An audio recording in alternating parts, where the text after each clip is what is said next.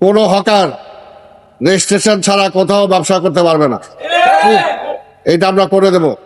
রিক্সা এখন চলতেছে, কোনো রেজিস্ট্রেশন নাই, কোনো ট্যাক্স নাই, কিছুই নাই।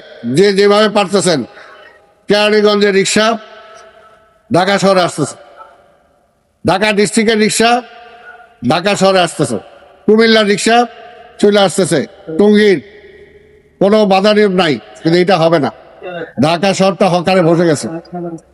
তো সব জায়গায় যদি হকার বসে, ফুটপাথও দখল, রাস্তাও দখল, তাহলে মানুষ চলবে কিভাবে, গাড়ি চলাচল করবে কিভাবে? এইটার একটা শৃঙ্খলা আসতে হবে। বসবেন কিন্তু তাই বলে যেখানে সেখানে বসে যাবেন, এটা তো ঠিক না। এটার জন্য আমরা ঢাকা মহানগরীতে হকারদের জন্য আমরা ব্যবস্থা করছি। কিছু কিছু জায়গায় আপনারা বসতে পারবেন, আর কিছু জায়গা আছে যে মতিঝিলে অফিস আওয়ার শেষ হয়ে যাওয়ার পরে নাইট মার্কেট আমরা করব, এখানে নৈশকালীন মার্কেট আমরা করব। এইখানে হকারদের জন্য ব্যবস্থা করা হবে, হকারদের জন্য সুযোগ সুবিধা এখানে আমরা নিশ্চিত করব।